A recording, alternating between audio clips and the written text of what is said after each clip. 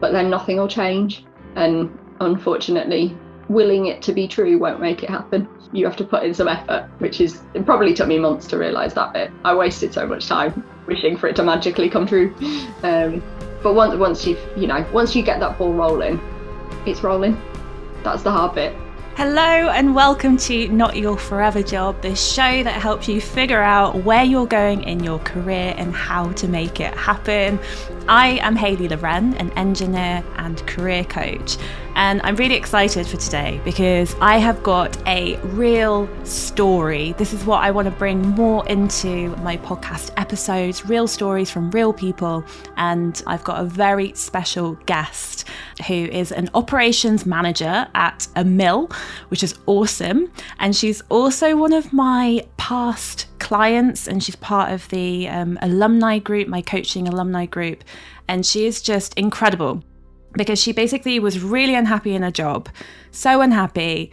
This was 10 months ago. She was so unhappy, but then she basically changed her entire job. She moved house, she moved where she was living, and she's just had such an incredible shift, kind of moving from that state of feeling trapped and stuck and unhappy and exhausted to now feeling joy and calm and peace and in control. And it's just so incredible hearing her talk about it. So I really hope that you resonate with her story and that you can find hope in it for yourself, because if you're struggling, if you're going through a hard time, you're not alone.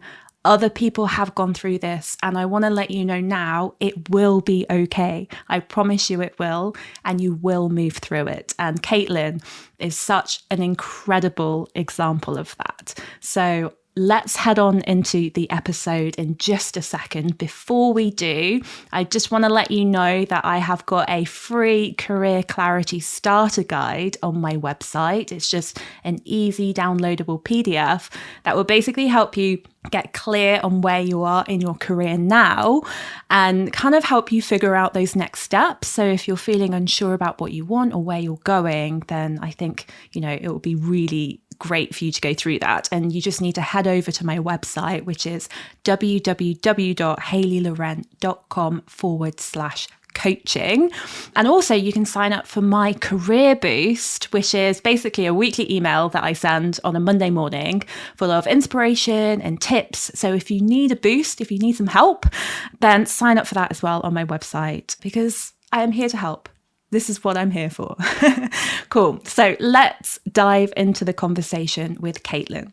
Hello, Katelyn. Thank you so much for joining. Morning. Yeah, it's like early morning. You're off to, where are you off to again? Tell me. Silverstone for the British Superbikes. So freaking cool. I love that. But thank you so much for spending a bit of time out of your morning to chat with me and join me on Not Your Forever Job.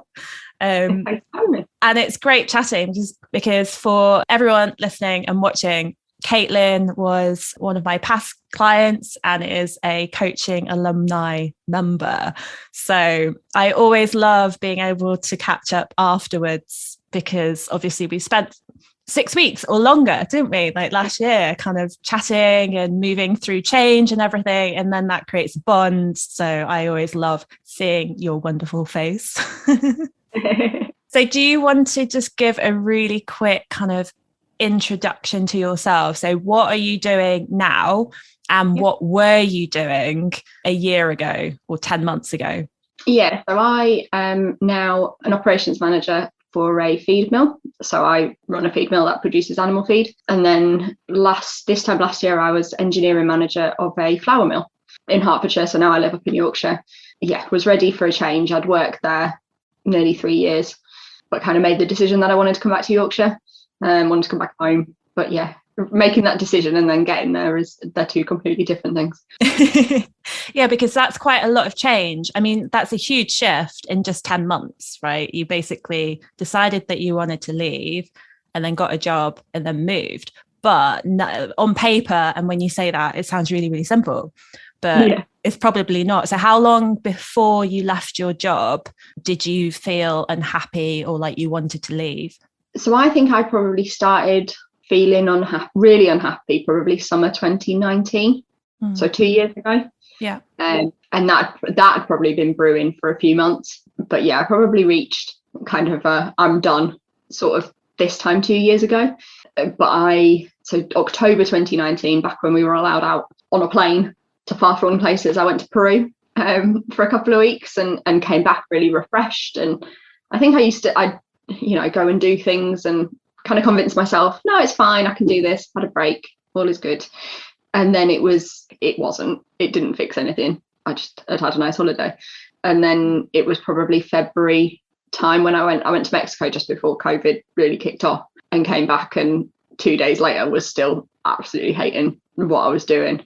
And I realised, actually, you know what, having a holiday every 6 months isn't the fix. I need to do something a bit more permanent. And that was when it was sort of, so probably February, March 2020. Yeah. So Okay. 8 months.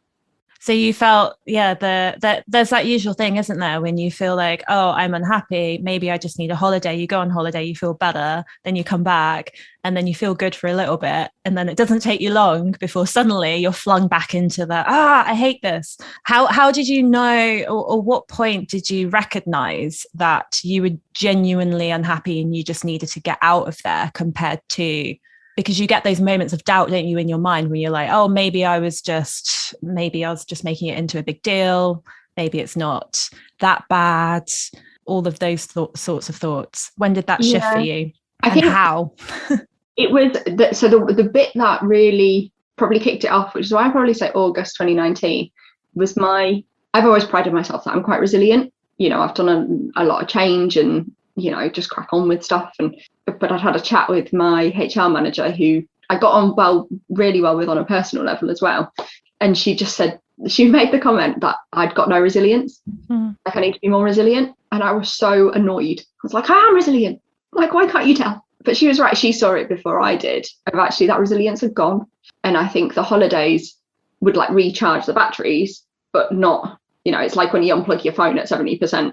It's charged, but it's not going to get you through the day. And I think it was just getting worn down and down and down. And literally, I came back from Mexico on that like Saturday, Sunday.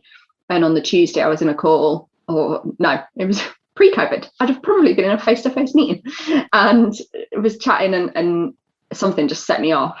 And my resilience had gone. And I just found myself being really like tearful, really quite emotional at work, never around my team, always with, my peers. And I worked with some really good people there who I could be vulnerable with, but I hated it. Like, that's not me.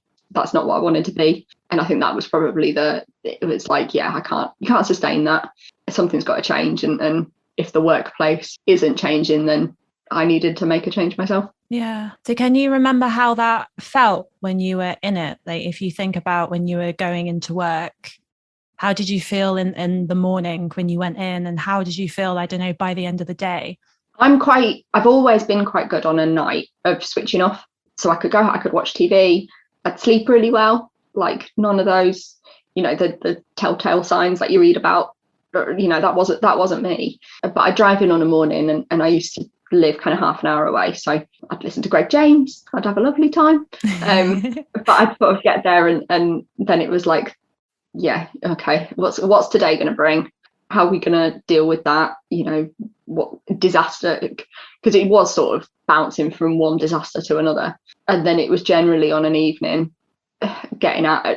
I can't remember the amount of times when I'd be crying driving home, just because it felt like there was no way out almost. It felt like I was stuck and trapped are probably the words I'd use. And it's exhausting. I was just tired for about 18 months. I was exhausted, and you become used to it.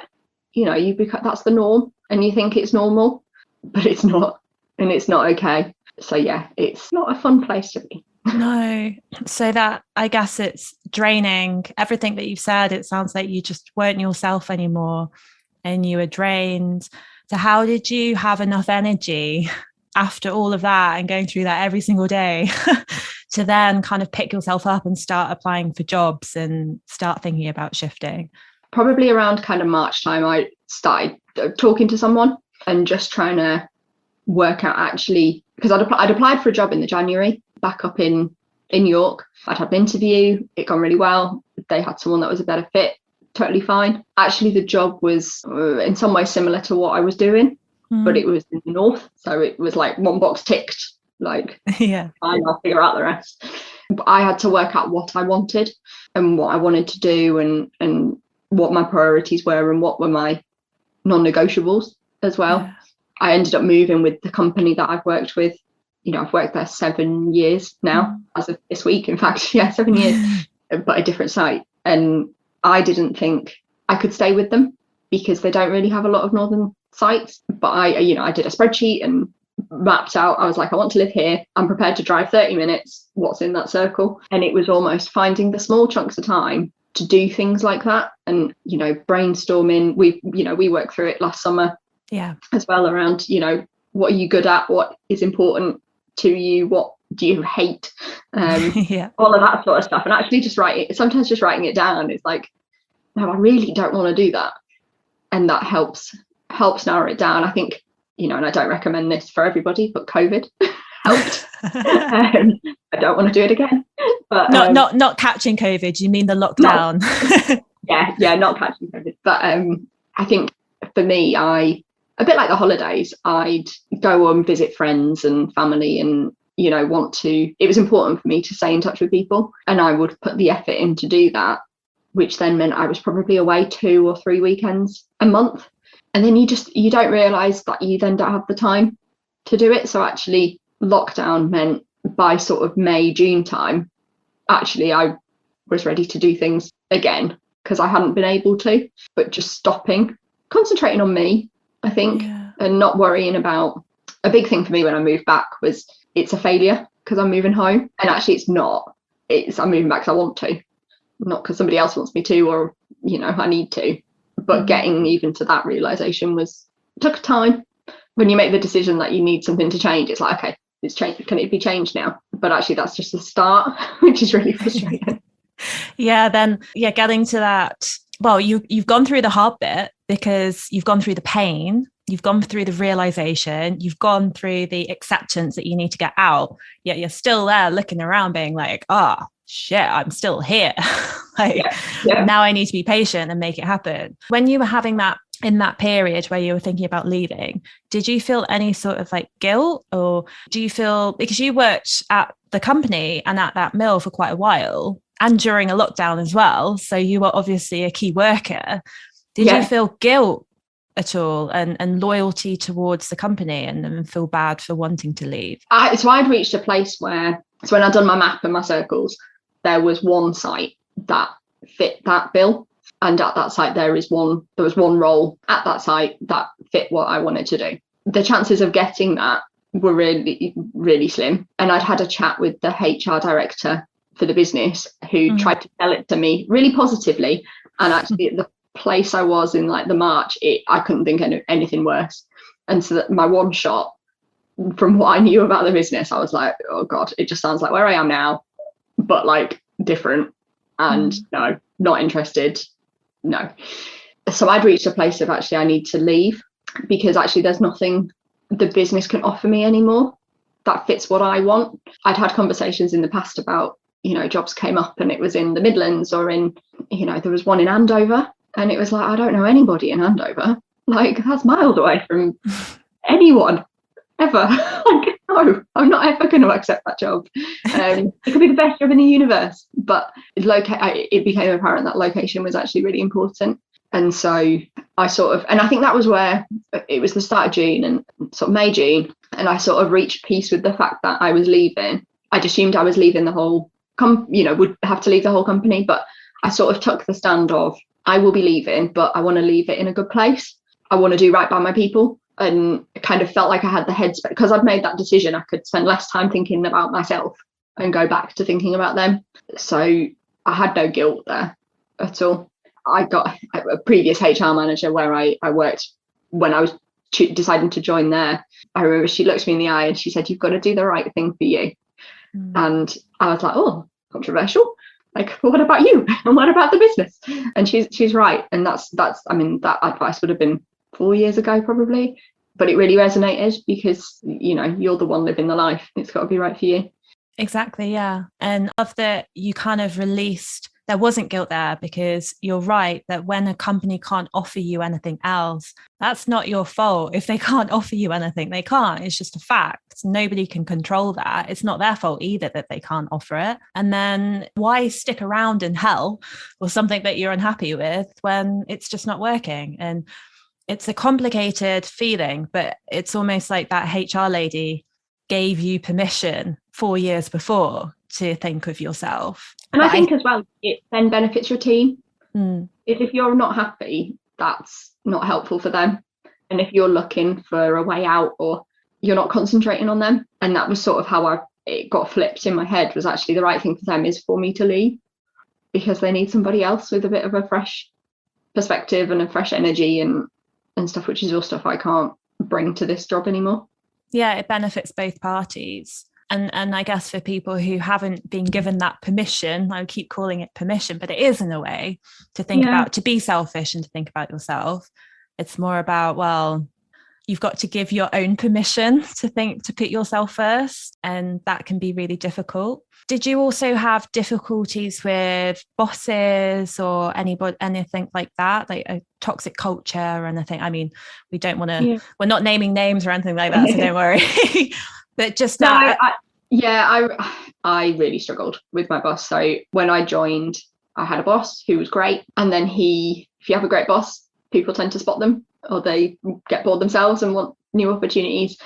And so one of my peers became my boss, and he'd been there a long time, knew everyone, but we never really clicked. I never really trusted him. I don't know, there was just something, I never felt at ease. And then there was some uncertainty as well. And then, then you've got a global pandemic. We were incredibly busy. It was just a really tough environment. And I think there was me.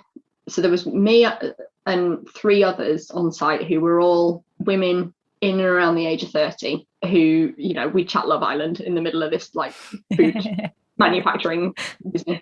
And that was probably gave me like a second wind for a period of time, because actually you could talk to them. But when I think back, we all had the same issues and we all had the same difficulties with the same boss. But you sort of because you're in it, you don't realise, or you think, oh, it's me, or it's just it's just him, because my boss was male. And you kind of give reasons and excuses for it, but actually there isn't reasons and excuses for it. And he just didn't understand me either, and understand the motivations. He didn't get it. And that's okay. It's not okay. It wasn't okay at the time, but actually, do you know what? If he doesn't get it, he doesn't get it. I'm still going. And we had a big row when I got the job that I'm in now. He fell out with me for a week.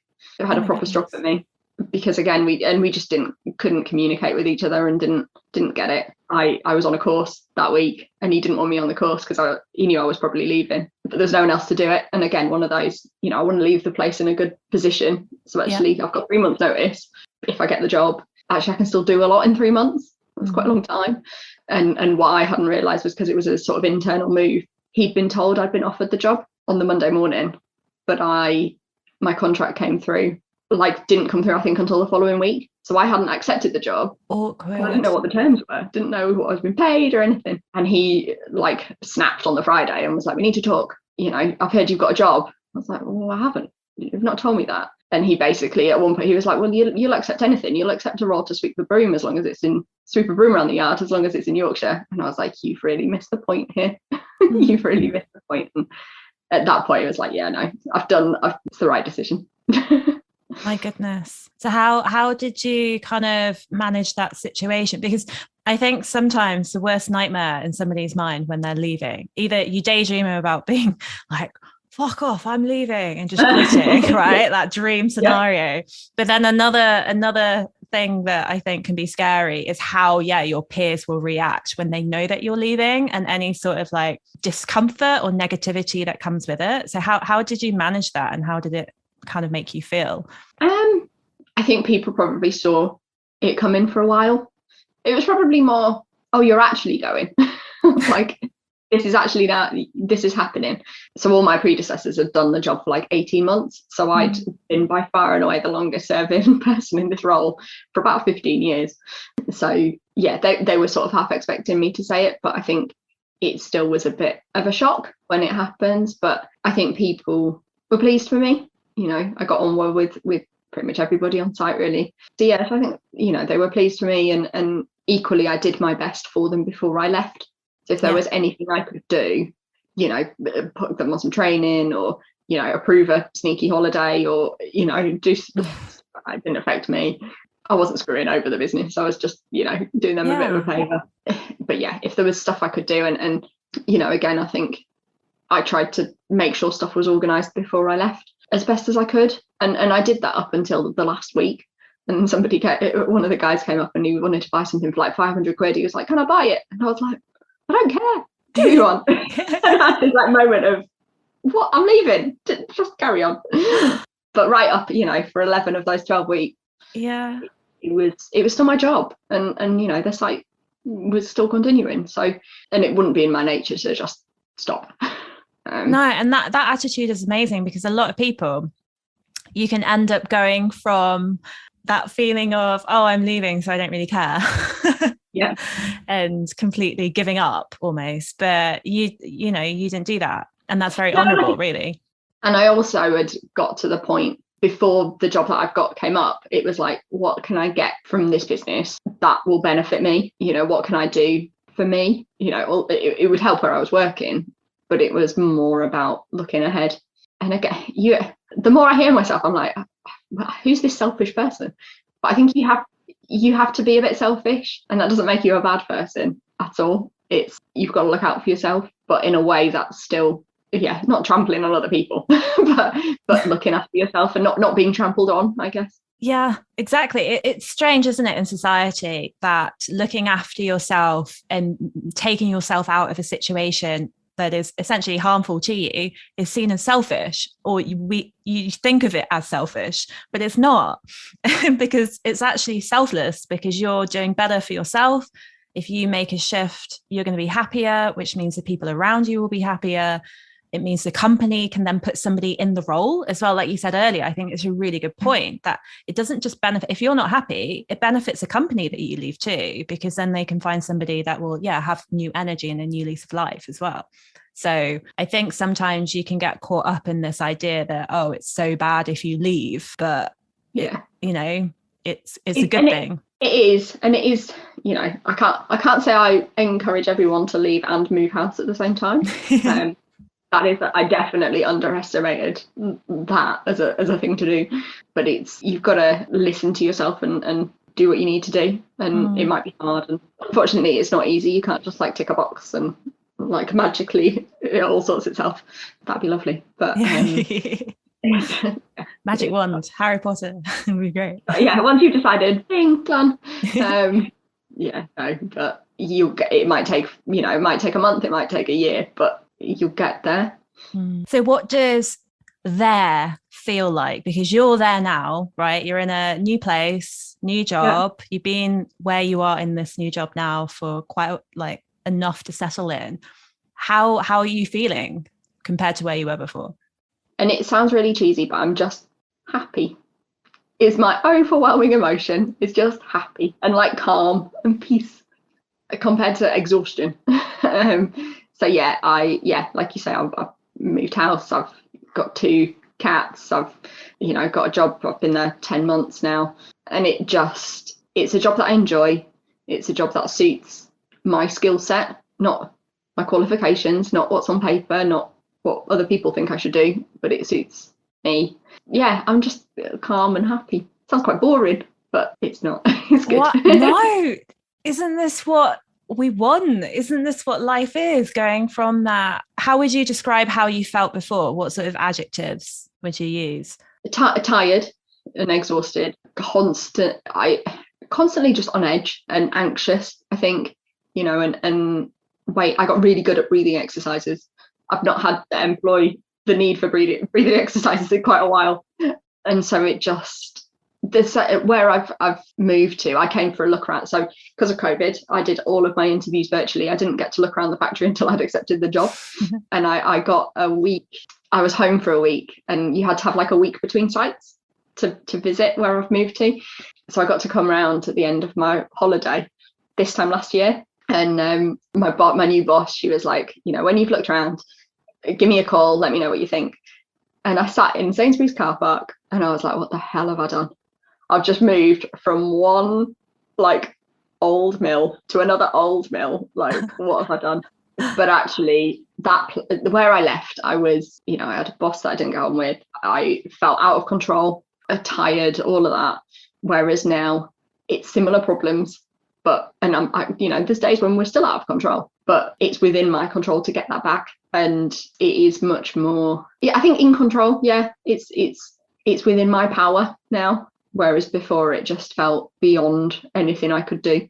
Yeah. And why is that now? I think I've probably, having reflected last year and thought about, what am I good at? What do I hate? That's my two scales. I'm much more self-aware of actually there's some things that'll happen and I can't fix that. That's okay. Ask for help. Whereas there's other things of actually that's my strength. I can tackle that. I'll go and do that.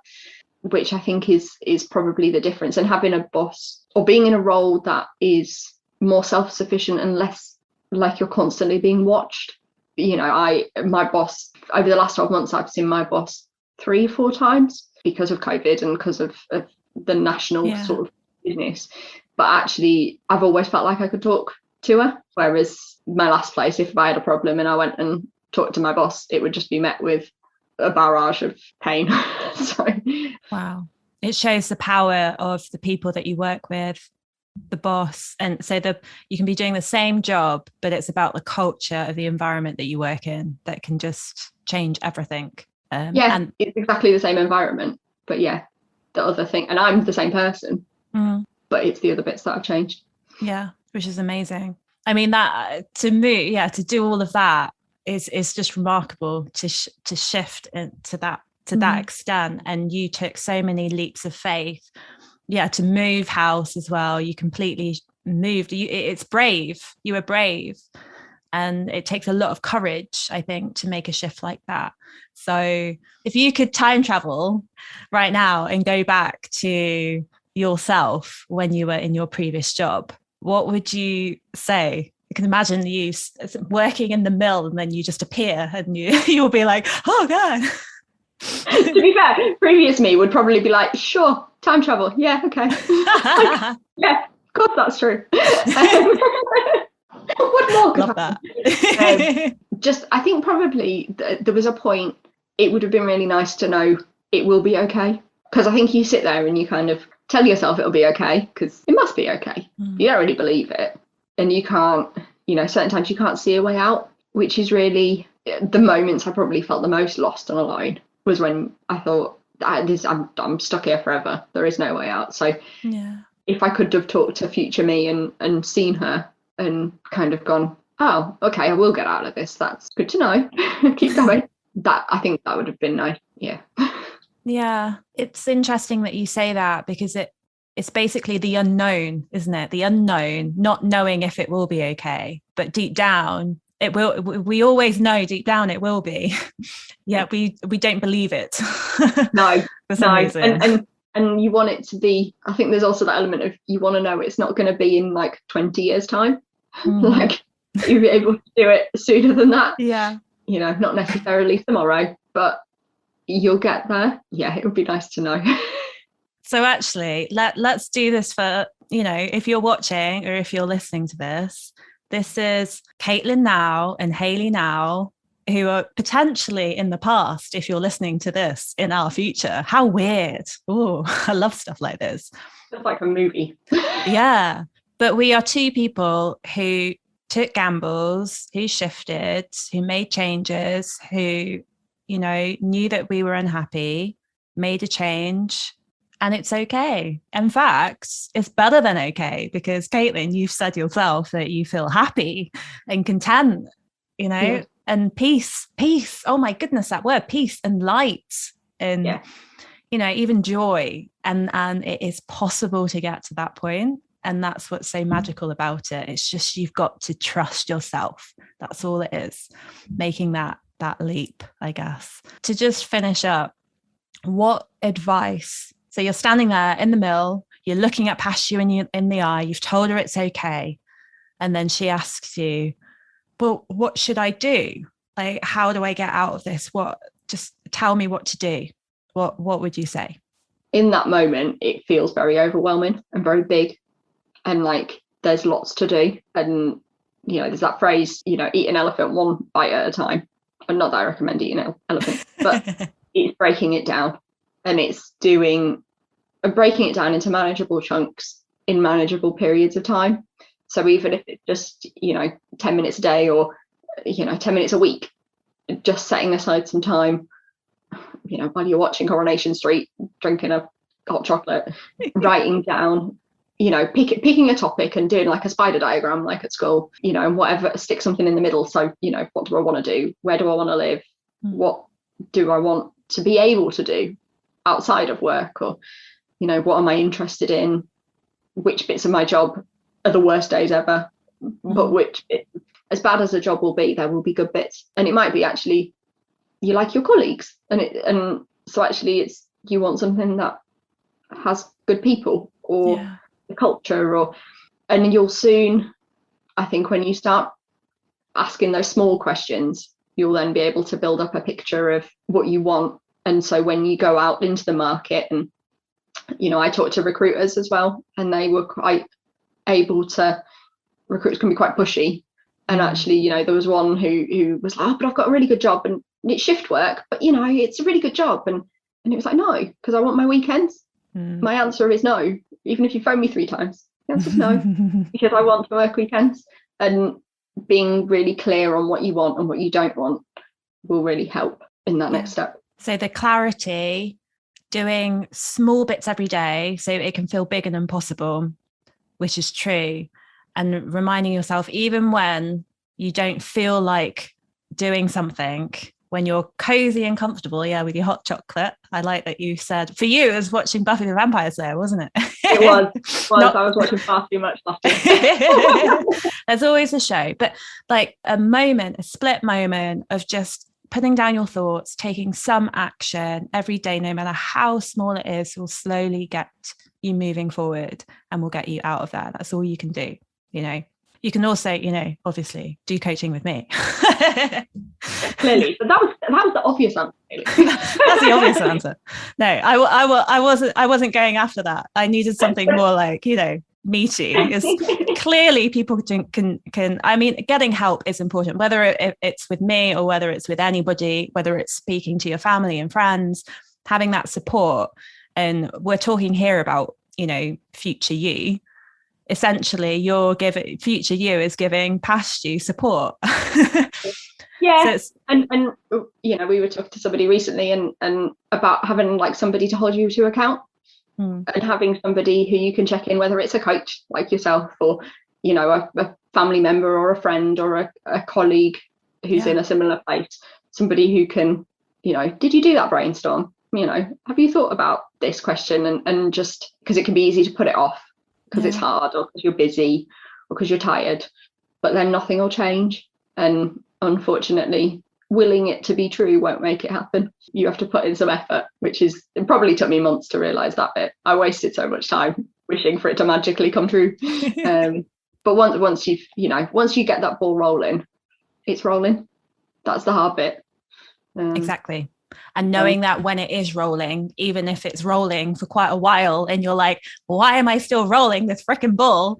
Knowing that you're on the path and it's okay. And it takes a different amount of time. Everybody's journey, cheesy again, everybody's journey is different and unique, So as long as you're moving forward and doing something, it's the right thing.